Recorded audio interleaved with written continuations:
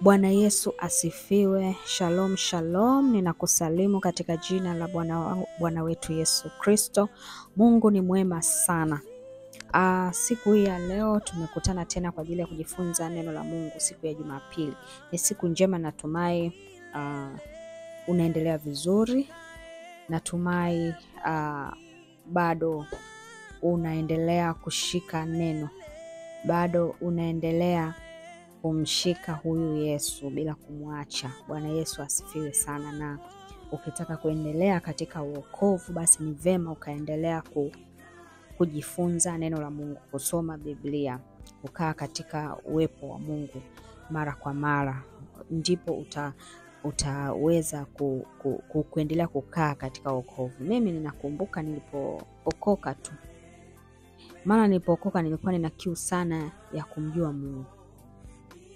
Na katika ile kiu yangu ya kumjua Mungu, nilikuwa napenda sana nikitoka niende kwenye matamasha ya nyimbo za Injili. Maana unasikia wenzako wanaenda sijui kwenye club, wanaenda disco, wanaenda kufanya nini. Kwa hiyo nilikuwa napenda kama hivyo, wanaenda kwenye matamasha ya nyimbo za Injili. Nikisikia kuna tamasha ya nyimbo za Injili sehemu fulani naenda. Yaani ile hali, ile kiu ya kutamani kukaa sana katika uwepo wa Mungu ilikuwepo sana.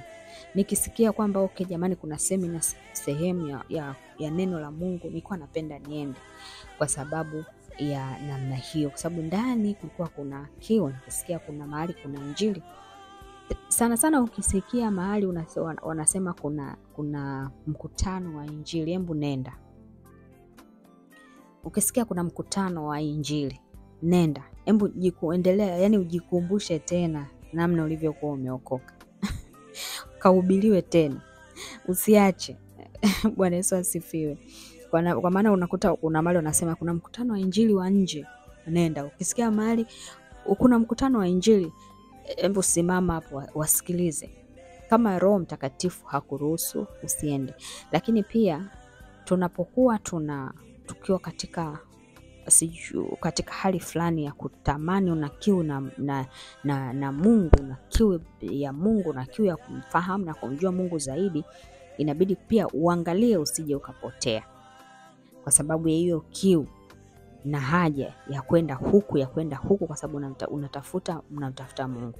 Au wakati mwingine unatafuti Mungu, ila una changamoto ambayo unatamani utoke katika hiyo changamoto. Sikiliza vizuri. Unapokuwa katika changamoto au katika shida fulani ya namna fulani, Mungu anakutaka wewe na anataka uwepo wako na ukaribu wako pamoja na yeye. Sio kuzunguka kwako kutoka kanisa moja kwenda kanisa lingine ukitegemea kwamba huko ndio utakapoenda kuupata muujiza wako. Anachotamani ni ule ukaribu na wewe, kwamba ukipita katika mapito, sio wakati wa wewe kuzurula na kwenda kanisa hili, unatoka unaenda kanisa hili, unaenda huduma hii, unaenda huduma hii. Sio muda huo. Lakini pia inatakiwa kumuuliza Roho, kwa sababu kwenye mambo ya swala ya kiroho hakunaga formula. Yaani hakuna formula kwamba 1+1 ni 2. Hakuna. Wote tunategemea uongozi wa Roho Mtakatifu. Wote tunamtegemea Roho wa Mungu atuongoze. Kwa hiyo Mungu anaweza akazungumza na wewe kupitia na Roho. Utasikia ndani mwako kwamba Roho wa Mungu anazungumza na wewe. Lakini kuna wakati mwingine mtu anazungumza kutoa ushauri kulingana na safari pengine aliyopita yeye. Kwa hiyo daima ufuate mwongozo wa Roho Mtakatifu. Na anaongoza kwa habari gani? Umwambia Roho Mtakatifu, mimi ninataka kwenda sehemu fulani. Je, naweza kwenda? Unaona Kwa hiyo unamuuliza Roho wa Mungu namna hiyo. Utakuta Mungu anakuambia nenda, na wakati mwingine Roho wa Mungu akakuzuia. Kwa hiyo sija crash sana kwamba kutoka kwenda hapa sija crash sana hiyo point. Ila tu ninachosema, lazima kumuomba Roho Mtakatifu kabla hujaenda mahali fulani. Nasema hivyo kwa sababu na mimi imeshanitokea kuwa na kiu na yani uko mahali unaabudu, lakini nature ya binadamu anataka apate balance diet huko kwenye kanisa, na ndio maana sasa makanisa yetu na huduma zetu ni lazima ziwe na huduma zote 5 za Mungu ndani ya kanisa. Huduma 5 namaanisha kuna utume humu ndani, kuna unabii humu ndani, kuna uchungaji humu ndani, kuna uinjilisti, kuna ualimu. Kumruhusu huyo Roho Mtakatifu afanye hizo huduma zote, kwa sababu sijaanza bado somo, ila hiki ni kitu ambacho nimekisia sasa hivi kukizungumza. Roho lazima umruhusu Roho Mtakatifu kwa habari ya hizo huduma. Kwa maana Mungu kama anapokuita, mnamuita fulani kama mtumishi kwa habari ya kuanzisha huduma fulani, kukusanya watu fulani ili kuwafundisha, labda wewe ni mwalimu, ili kuwafundisha. Anapokuwa anawakusanya ili kuwafundisha, anapowakusanya pale katikati ya wale waliokusanyika, hakukosi nabii, hakukosi mtume, hakukosi mwinjilisti, hakukosi mchungaji. Kwa hiyo ruhusu hizo karama zitende kazi katika ile kusanyiko.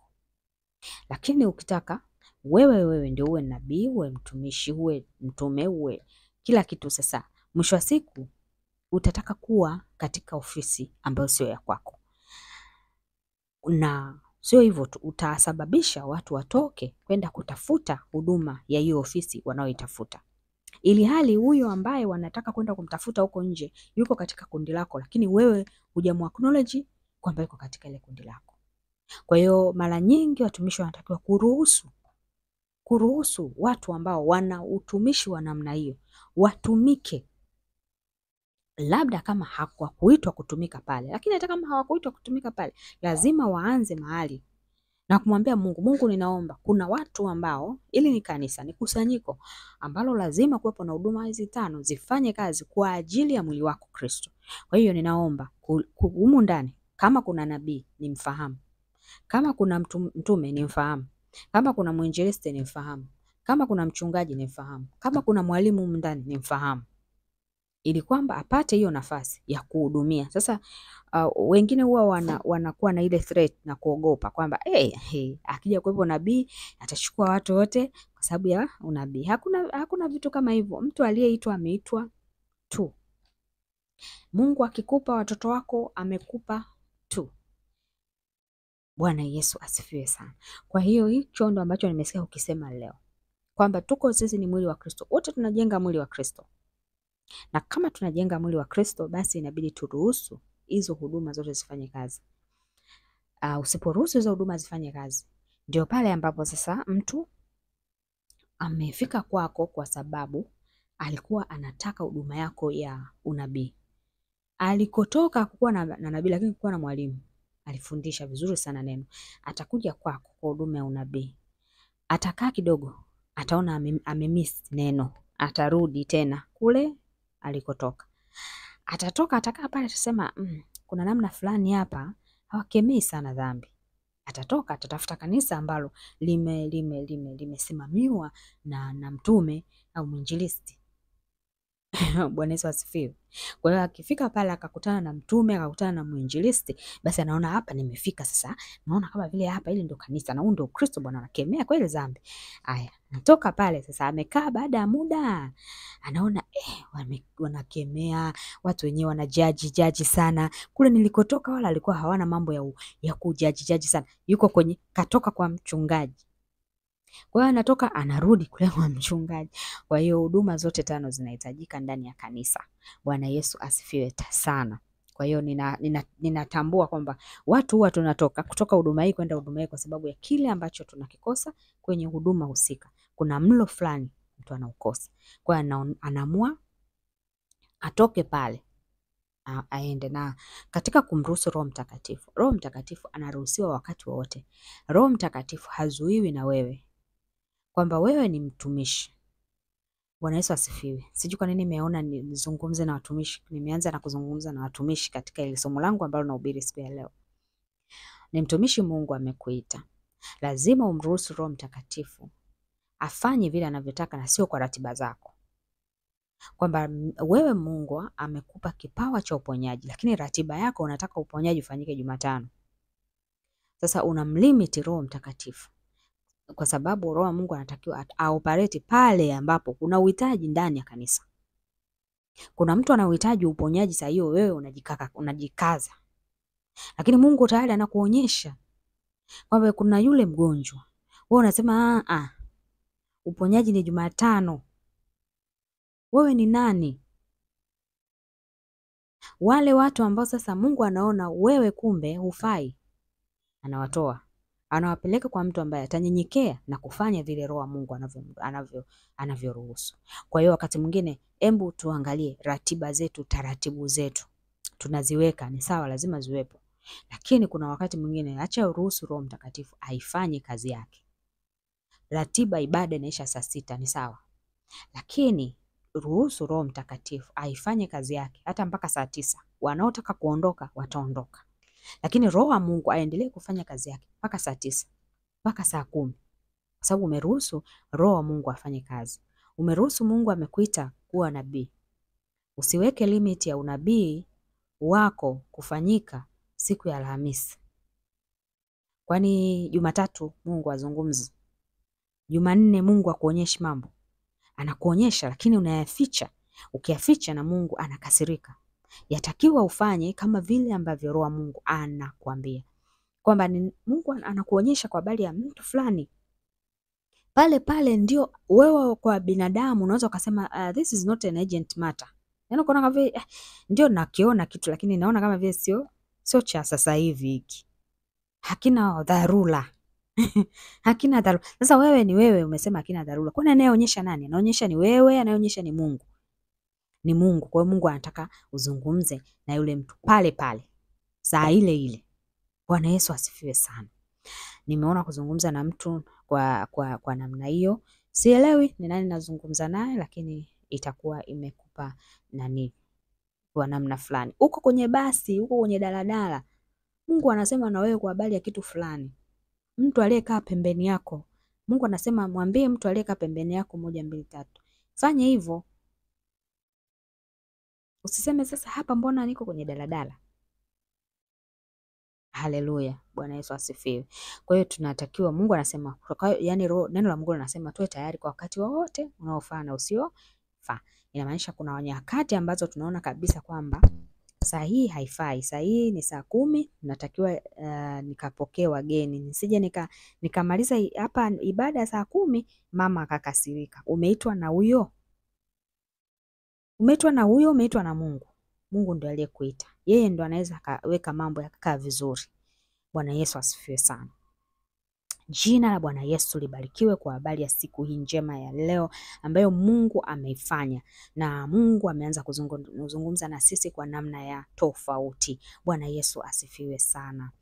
Tuombe. Mungu wetu na Baba yetu katika jina la Yesu. Asante Roho Mtakatifu kwa ajili ya muda na wakati kama huu ambao Mungu umeona unafaa kwetu kukaa miguuni pako kulisikia neno lako. Ninakusihi katika jina la Yesu Kristo, zungumza na mtu, sema na mtu mmoja. Leo hii ukatufungue katika jina la Yesu Kristo wa Nazareti aliye hai. Amen. Leo tuna somo ambalo nimelipa title na uzao wa mwanamke utamponda kichwa nyoka. Bwana Yesu asifiwe. Tuangalie kwenye kile kitabu cha Mwanzo 3. Mwanzo mlango wa 3 kuanzia ule mstari wa 1 mpaka wa 15.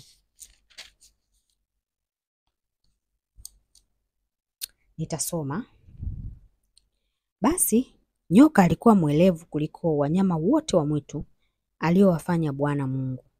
Akamwambia mwanamke, ati hivi ndivyo alivyosema Mungu, msile matunda ya miti yote ya bustani? Mwanamke akamwambia nyoka, matunda ya miti ya bustanini twaweza kula. Hivi unaona jinsi ilivyo anavyohojiana mwanamke anavyohojiana na nyoka.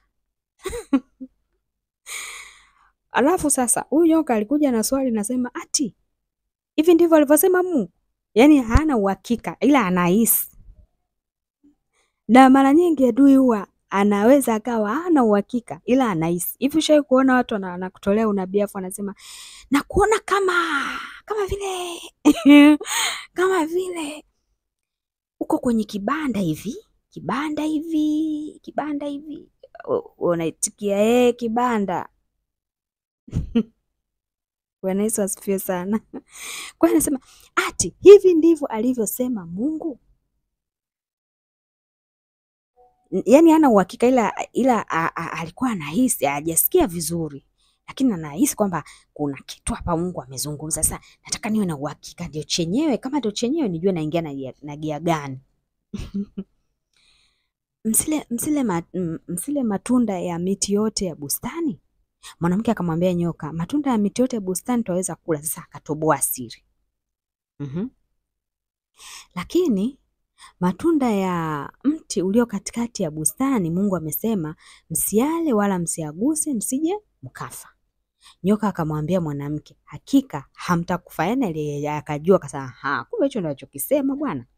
Kama amesema hicho wala hamtakufa. Kwa sababu yeye anajua kabisa kwamba mimi nilikuwa naye huko. Nilikuwa worship master huko, naelewa mambo yote haya yanavyofanyika. Hakika hamtakufa, kwa maana Mungu anajua ya kwamba siku mtakayokula matunda ya mti huo mtafumbuliwa macho, nanyi mtakuwa kama Mungu mkijua mema na mabaya. Mimi yani dhambi ya kwanza ya hapa ya huyu Eva ilikuwa ni tamaa. Tamaa ya mamlaka, na mwanamke mpaka sasa hivi anatamanigi sana kuwa na mwanaume ambaye yuko kwenye mamlaka. Yani akiona mwanaume ambaye yuko katika authority fulani, anakacheo fulani, yani hata kwenye kitu wa kikao anamwadimaya. Yani ndio mwanamke anamwadimaya hata mwenyekiti wa kikao, katibu wa kikao, mwekazina wa kikao. Kwa hiyo anapenda ile mamlaka. Kwa hiyo mtakuwa kama Mungu. Kwa akaona tukiangalia Mungu alivyo na mamlaka, anavyokuja pale, anavyoongea na sisi, jinsi anavyojua kila kitu. Umeona? Kwa hiyo cha kwanza kakawa na ile tamaa ikaingia ndani. Tamaa ya kutamani nafasi ikaingia ndani ya mwanamke. Ni mbaya sana mwanamke anapokuwa na tamaa ya kutamani kuwa kwenye nafasi. Sisi wote Mungu ametupangia nafasi zetu. Lakini pale unapokuwa na tamaa ya kuwa kwenye nafasi, ni rahisi sana wewe kumtenda Mungu dhambi, kwa sababu unaweza ukatafuta kila namna umuondoe mtu fulani ili ukae kwenye ile nafasi. Muogope sana mwanamke. Yaani utafanya kila namna yule aliyoko kwenye ile nafasi achomoke ili wewe ukae juu pale na useme mwanamke kakaa pale juu. Bwana Yesu asifiwe sana. Kwa hiyo ilianza hii tamaa ya nafasi ambayo ilikuwa ndani ya Eva, alitamani akae katika ile nafasi.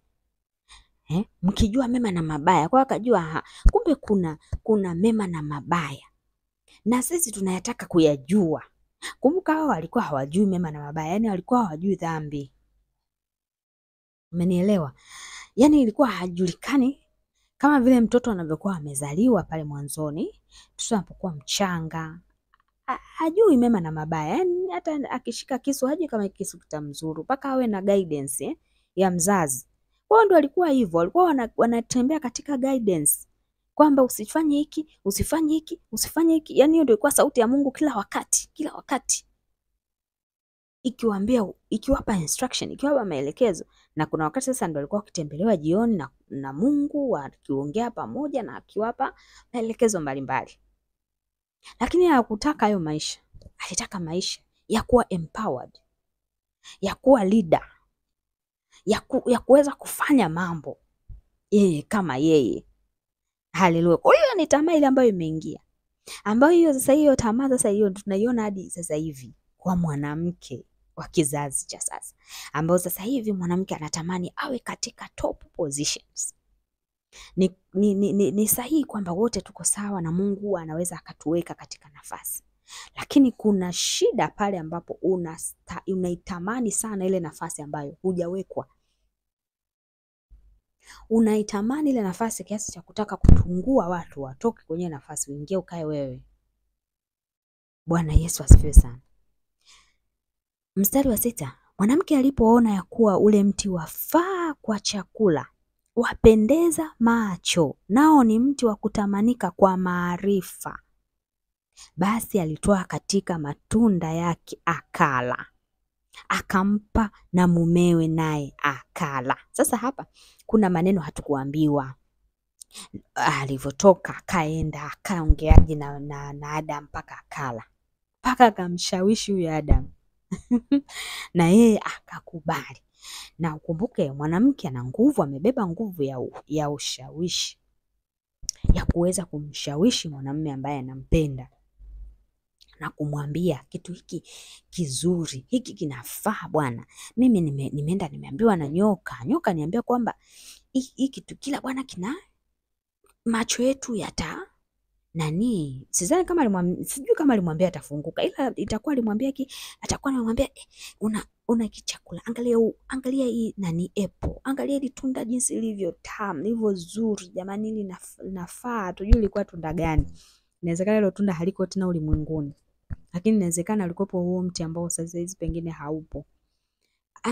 Akampa na mume akala. Mstari wa 7, wakafunguliwa macho wote wawili, wakijua kuwa wauchi, wakashona majani ya mtini wakajifanyia nguo. Kwa hiyo sasa hivi wakawa wanajua mema na mabaya, kwamba wewe ni mwanamke, mimi ni mwanamume. Wewe mbona mimi niko hivi, mimi niko hivi. Kwa hiyo wakaanza macho yao sasa kweli yakafunguka, macho ya rohoni sasa. Sasa ni macho haya yakafunguka. Walikuwa ndio wana macho wanaona sawa, lakini ule ufahamu ukafunguka. Ni kama unavyoona mnyama, unavyoona ng'ombe anatembea, sasa anatembea bila nguo. Siku akija kupata ufahamu kwamba hapa kumbe sitaki kutembea bila nguo. Umeona? Bwana Yesu asifiwe sana. Kisha mstari wa 8, wakasikia sauti ya Bwana Mungu ikitembea bustanini wakati wa jua kupunga. Adam na mkewe wakajificha kati ya miti ya bustani, Bwana Mungu asiwaone. Bwana Mungu akamwita Adam akamwambia, uko wapi? Akasema, nalisikia sauti yako bustanini nikaogopa, kwa kuwa mimi ni uchi nikajificha. Akasema, nani aliyekuambia kuwa uko uchi? Je, umekula wewe matunda ya mti niliokuagiza usiale? Adamu akasema, huyo hapo mwanamke ulionipa awe pamoja na mimi ndiye aliyenipa matunda ya mti huo nikala. Anashuka anaenda anaweka blame sasa kwa mwanamke badala ya kuomba msamaha. Akasema, nani aliyekuambia? Mstari wa 12, Adamu akasema, huyo mwanamke uliyenipa awe pamoja nami ndiye aliyenipa matunda ya mti huo nikala. Bwana Mungu akamwambia mwanamke, nini hili ulilolifanya? Mwanamke akasema, nyoka alinidanganya nikala. Bwana Mungu akamwambia nyoka, kwa sababu umefanya hayo, umelaaniwa wewe kuliko wanyama wote na kuliko hayawani wote walioko mwituni. Kwa tumbo utakwenda na mavumbi utakula na siku zote za maisha yako. 15, nami nitaweka uadui kati yako na huyo mwanamke na kati ya uzao wako na uzao wake. Huo utakuponda kichwa na wewe utamponda kisigino. Bwana Yesu asifiwe. Kwa hiyo hapa nakuja kwenye huu mstari wa 13 ambao ndio kichwa chetu cha somo kiko. Unasema, nami nitaweka uadui kati yako na huyo mwanamke na kati ya uzao wako na uzao wake. Kati ya uzao na uzao wake. Huo utamponda kichwa na wewe utamponda kisigino. Bwana Yesu asifiwe. Kwa hiyo hapa hii ilikuwa ni laana. Kwamba laana ilikuwa katika ule uadui. Kwamba walikuwa marafiki, wanaelewana, wanaongea. Lakini sasa kwa sababu ya hiki ambacho kimefanyika, nitaweka uadui mkubwa kati yenu. Bwana Yesu asifiwe sana. Ndio maana tunaona shetani anapinga sana uzao. Shetani anapinga sana uzao wa mwanamke. Shetani anapinga sana uzao wa mwanamke kwa sababu anajua huo ndio uzao utakaoenda kumpiga kichwa. Mwanamke anapokuwa amebeba uzao wa kumponda adui kichwa, huwa adui anaweka upinzani. Wengine wanawekewa upinzani kuanzia kupata huyo mtoto, yani anawekewa upinzani. Wengine wamefungwa matumbo ya uzazi kwa sababu unaenda ambacho umebeba, inawezekana tumbo lako limebeba watumishi wa Mungu pekee. Kwa hiyo unapingwa kwenye tumbo lako la uzazi. Na leo Mungu anaenda kufungua matumbo ya uzazi yaliyofungwa na adui. Bwana Yesu asifiwe. Mungu anaenda kukufungua wewe ambaye umefungwa tumbo lako la uzazi. Adui amefunga tumbo lako la uzazi. Kwa nini? Kwa sababu amekuwekea premenopause. Una miaka 32, lakini kuna mambo fulani ambayo yameanza kutokea katika mpaka yanakupa stress. Huyo ni adui anataka kufanya ili kukuvunja moyo, kukuondoa imani. Ni adui anafunga hivi anavyovifunga. Lakini leo Mungu anaenda kukufungua. Leo Mungu anaenda kufungua tumbo lako la uzazi na unaenda kupata mtoto. Bwana Yesu asifiwe. Haleluya. Mwanamke anatakiwa kuzaa kile unakuta Mungu amepanga kwamba wewe tumbo lako la uzazi likabebe watu fulani ambao wataleta impact katika nchi, ambao watafanya mageuzi kwa utukufu wa Mungu. Lakini adui anajaribu kufanya nini? Kuzuia kwa namna hiyo katika jina la Yesu. Haleluya. Na pia tunaona mwanamke pia anazaa kile ambacho kitamharibu shetani. Mwanamke huwa anabeba kusudi la Mungu. Ndio maana kuna wanaume wanapotaka kuoa, inatakiwa kumuomba sana Mungu. Kwa sababu gani? The minute unaoa mwanamke siye sahihi, maisha yako yote yanaharibika. Lakini unapoenda kuoa mwanamke aliyebeba kusudi la Mungu sahihi kwako, maisha yako yanabadilika in a positive way. Hivyo shawahi kuona mtu ambaye the minute ameingia katika ndoa, maisha yake yote yamebadilika. Kama alikuwa hana kazi, amepata kazi. Kama alikuwa sijui kuna mambo yanaenda vibaya ofisini, yameanza kukaa vizuri kwa sababu ya mwanamke. Na mwingine toka alivyooa ndo mambo yake yote alianza kuwa vibaya. Mwanamke unayeoa amebeba kusudi.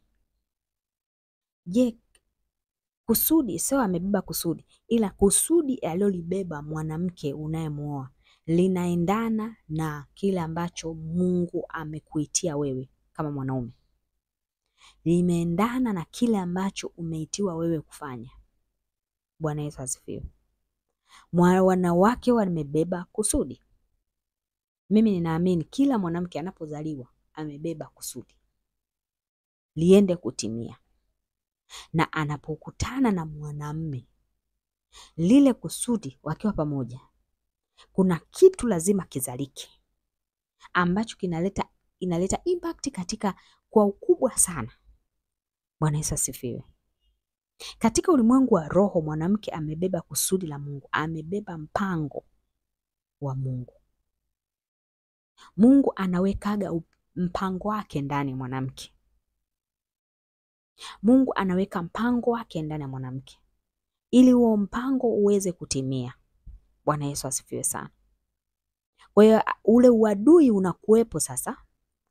Adui anampinga mwanamke katika mpango.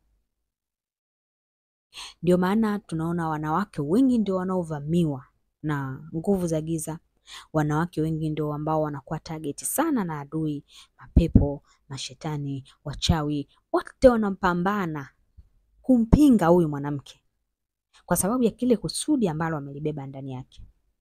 Mwanamke amebeba kusudi, amebeba mpango wa Mungu. Kwa hiyo hata unapokuwa unaona namna ambavyo mwanamke anapambana katika vita kubwa sana, usiongee na kusema sana kwamba hao wanawake sijui wamejaa nguvu za giza, wamejaa mapepo. Mwanamke ana vita na ana vita kubwa sana kwa sababu ya kila alichobeba. Sasa inategemea umebeba kwa level gani. Maana hapo sasa ndio tunakotofautiana. Kila mwanamke anabeba kusudi, anabeba mpango wa Mungu. Lakini kaubeba kwa level ipi? Kwa kiasi gani? Hapo sasa ndio kunakuwa kuna upinzani. Kuna yule aliyebeba ule mpango wa Mungu na yeye ndo anatakiwa asimame kama kiongozi. Yaani huyo ametumwa na Mungu kuwa nabii, ametumwa na Mungu kuwa mchungaji, ametumwa na Mungu kama mwinjilisti, ametumwa na Mungu kama mtume, ametumwa na Mungu lile kusudi ambalo amebeba ndani yake. Vita anayokutana nayo ni tofauti na mtu ambaye amebeba kusudi ili aende akamsaidie mtu mwingine aliyebeba kitu cha kiungu ndani yake. Haleluya. Vita zao ni tofauti.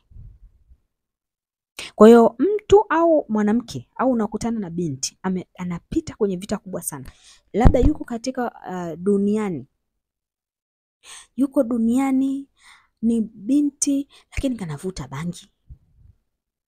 Kametoa vimimba. Kamefanya sijui vitu gani. Huyo ni mtu ambaye amebeba kusudi la Mungu. Ila vita anayokutana nayo ni kubwa sana. Na yeye ukimuuliza kwa nini anafanya vile hajui na hapendi. Kwa sababu anazuiwa ili asiende kutekeleza kile ambacho Mungu anataka akifanye. Na wale ambao sasa Mungu amekutana nao, amewaita, wamekuja, wameokoka, wakishaingia katika wokovu, kufika kwenye lile kusudi ambalo Mungu anataka wafanye, wanakutana na vita kubwa sana.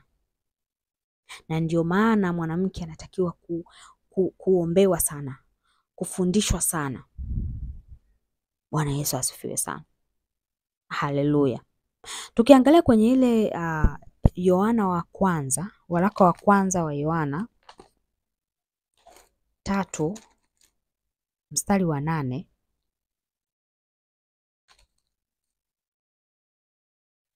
neno la Mungu linasema, atendaye dhambi ni wa Ibilisi, kwa kuwa Ibilisi hutenda dhambi tangu mwanzo. Kwa kusudi hili mwana wa Mungu alidhihirishwa ili azivunje kazi za Ibilisi.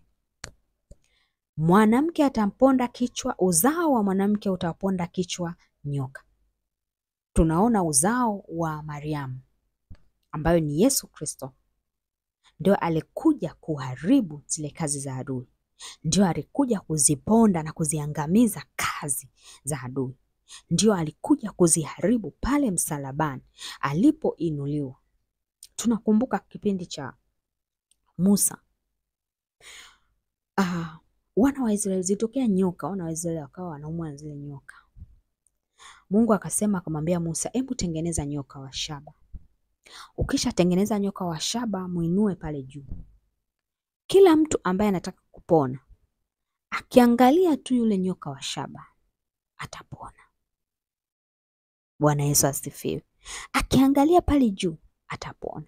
Kwa hiyo wakawa wanafanya vile wale wana wa Israeli. Yule aliyetii, hakuna kitu ambacho Mungu anapenda kama utii. Yule aliyetii na kuangalia ndio ambaye alikuwa anapona. Na hata wewe leo ukitii neno la Mungu utapona. Bwana Yesu asifiwe sana. Kwa hiyo uzao wa mwanamke ambaye ni Yesu Kristo, ule uzao wake utamponda kichwa Shetani. Na ndio kazi ambayo alikuja kuifanya Bwana Yesu pale msalabani. Alikuja kuziharibu kazi za adui. Na hizo kazi za adui zimekwisha haribiwa. Pale unapokuwa umemwamini Kristo kama Bwana na Mwokozi wa maisha yako, kazi ya adui inakuwa imeharibiwa. Kazi yake ni nini? Kazi yake ni kuhakikisha kwamba watu wanatenda dhambi za kutosha. Ndio kazi yake. Lakini unapomwamini Kristo, neema inapokuja ndani yako na unaanza kuichukia dhambi, ina maana unaanza kuchukia kazi za adui. Unaanza kuchukia kazi za Shetani. Na wewe sasa unabeba, kwa sababu tunabadilishwa na tunafanana na Kristo. Kwa hiyo tunapozaliwa upya, na wewe unabeba hiyo nguvu ya kuzipinga kazi za adui na kumkanyaga huyu adui na kumponda kichwa. Bwana Yesu asifiwe sana. Bwana Yesu asifiwe sana. Kwa hiyo uzao wa mwanamke utamponda kichwa nyoka. Umebeba kitu kikubwa mandasaya ndani yako sana, ambacho kinatakiwa au kinaenda kumponda kichwa nyoka. Na ninakuombea wewe ambaye unahangaika sana huna uzao, hujapata uzao, Mungu akutane na haja ya moyo wako katika jina la Yesu. Mungu akafungue tumbo la uzazi wako katika jina la Yesu. Kila hedhi ambayo imekoma kwa mamlaka ya jina la Yesu, ikiwa yuko adui ambaye amekaa katika ile tumbo la uzazi na anazuia, leo katika jina la Yesu Kristo ninamng'oa kwa jina la Yesu Kristo, aondoke katika ile tumbo la uzazi. Aliyekaa kama uvimbe akaweka vimbe katika tumbo la uzazi, kwa mamlaka ya jina la Yesu ninamng'oa kwa mamlaka ya jina la Yesu, akaachie na vimbe zote zikaachie sasa na kuondoka katika jina la Yesu Kristo wa Nazareti aliye hai. Katika jina la Yesu Kristo, kila ambacho hakijakaa sawa kikakae sawa. Mirija iliyoziba kwa jina la Yesu Kristo, ninaondoa kila ambacho kimeziba hiyo mirija kwa mamlaka ya jina la Yesu Kristo. Mungu, ninaomba ukamtendee muujiza mtu huyu siku ya leo, akakuone kwamba wewe ni Mungu ujibue maombi. Kila pepo katika jina la Yesu Kristo wa Nazareti aliye hai, kila marine spirit, kila pepo na jini la mahaba kwa jina la Yesu ambalo limekuvaa na linasababisha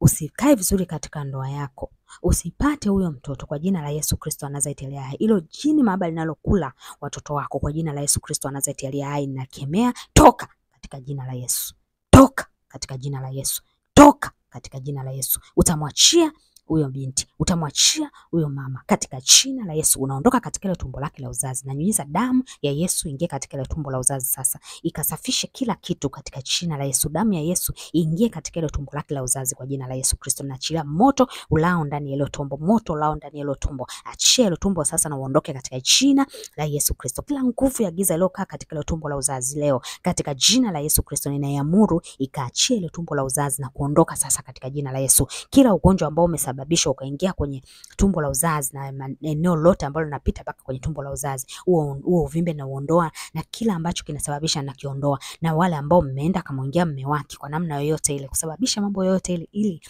ili asipate huyo mtoto, kwa jina la Yesu Kristo ninawangoa, muondoke na ondoa kwa jina la Yesu Kristo. Achia, ondoka kwa huyo mume wake, ondoka kwenye hicho kitanda chao cha ndoa kwa jina la Yesu Kristo. Naachia moto ulao kwa jina la Yesu Kristo wa Nazareti aliye hai. Out in the mighty name of Jesus Christ. Nina command out in the mighty name of Jesus Christ. Come out in the mighty name of Jesus Christ. Katika jina la Yesu, toka kwa jina la Yesu. Mwachie mtu huyo sasa, mwachie mtu huyo sasa, mwachie mtu huyo sasa, mwachie mtu huyo sasa, mwachie mtu huyo sasa, katika jina la Yesu Kristo wa Nazareti aliye hai. Rabo shanda rabasaya. Baba, ninakuja mbele zako, ninakusihi kwa habari ya huyu mtu ambaye ameambiwa na madaktari kwamba haiwezekani. Mungu, kwako kila jambo linawezekana tunapoamini. Nakusihi Mungu ameujiza, ufanye jambo katika maisha yake na ukasababishe muujiza katika maisha yake sasa, katika jina la Yesu Kristo wa Nazareth aliye hai. Haleluya, haleluya. Nenda ukashangilie, nenda ukafanye lo kusudi la Bwana Yesu, nenda ukamlete huyo Isaka katika jina la Yesu Kristo wa Nazareti aliye hai. Mungu akaonekane sana kwako, Mungu akakutendee sana kwako, Mungu akakuonekanie mno, Mungu akafanye mambo makuu na ya kutisha katika maisha yako na katika uzao wako, katika jina la Yesu Kristo wa Nazareti aliye hai. Ikiwa hujaokoka, hujampokea Kristo kama Bwana na Mwokozi wa maisha yake, unatamani vya kwake lakini hutaki kumpokea yeye, unasema mimi siko tayari, naona kama vile nina mambo mengi, mambo haya, yani una sababu zako nyingi, lakini huwa hatuanzagi hivyo. Tunaanza kumfuata Yesu, afu Yesu ndio anatusaidia katika hayo mengine yote. Kwa hiyo leo ninakukaribisha ukampokea Kristo kwa Bwana na Mwokozi wa maisha yako. Ikiwa unataka kumpokea Yesu kwa Bwana na Mwokozi wa maisha yako, unaweza kusema na mimi sala hii. Na ukisha fanya sala hii, naomba uwasiliane na mimi ya kwamba nimesema sala ya toba. Bwana Yesu asifiwe. Kuna masomo ya kukulia wokovu nitakutumia.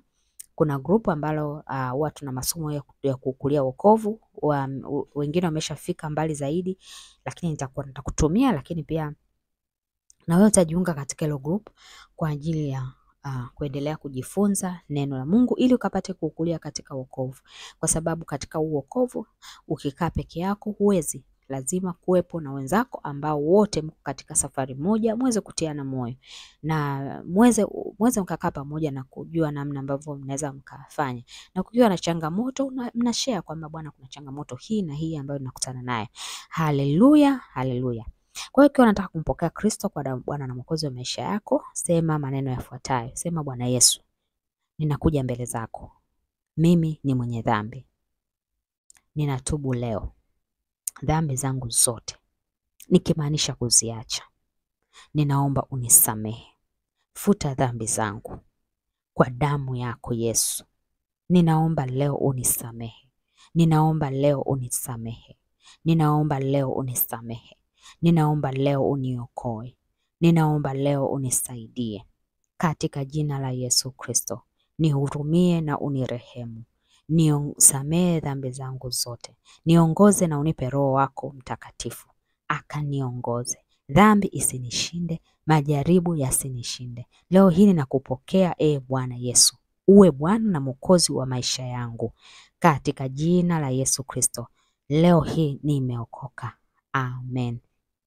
Endelea kumtafuta Mungu. Soma Biblia. Hiyo ndo ngao yako, lakini ungana na wenzio ambao wana imani kama ya kwako. Kwa sababu ukitoka hapo umeokoka, ukaenda kwenye imani ambayo haiamini kwa habari ya wokovu, lazima utarudishwa nyuma. Kwa sababu wao hawaamini kwa habari ya wokovu. Kwa hiyo inabidi kukaa na watu ambao wako na imani moja na wewe. Nenda kwenye kundi waliokuwa na imani moja na wewe. Usiende hivi bila kumuuliza Mungu. Mwambie Mungu, mimi nimeokoka leo. Chochote tunachoanza kuongea na Mungu saa hii, Mungu anakusikia. Mwambie Mungu, nimeokoka leo. Nimesema sala hii ya toba. Huyo mtumishi wako, mtumwa wako ameniongoza hii sala ya toba. Na nimeokoka. Niende wapi sasa? Nikale malisho. Nikae na wenzangu. Niende sehemu gani? Sio kila sehemu ni ya kwako kwenda. Kuna sehemu ya kwako ya kwenda. Bwana Yesu asifiwe sana. Mungu akubariki sana siku ya leo na Mungu akuinue sana. Karibu katika ufalme wa Mungu. Na ninakupa pongezi wewe mama, kwa maana baada ya miezi 9 unaenda kumuona Mungu. Shalom, shalom. Uweponi mwako nikae Bwana. Uweponi mwako nikae Bwana. Milele nikae uweponi mwako. Milele nikae uweponi mwako. Uweponi mwako nikae Bwana. Uweponi mwako nikae Bwana. Milele nikae uweponi mwako.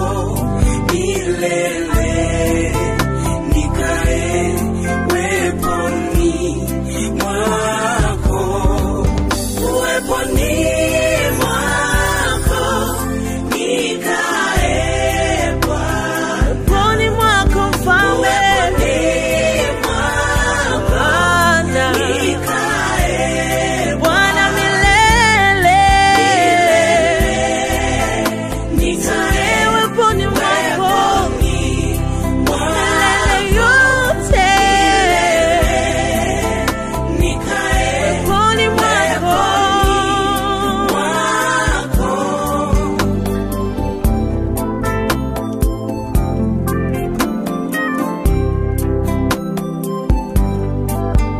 Mimi sina mwingine ila wewe Bwana, kimbilio jingine ila wewe Bwana. Mimi sina mwingine ila wewe Bwana, kimbilio jingine ila wewe Bwana. Napenda nikae nawe, ewe Bwana wangu.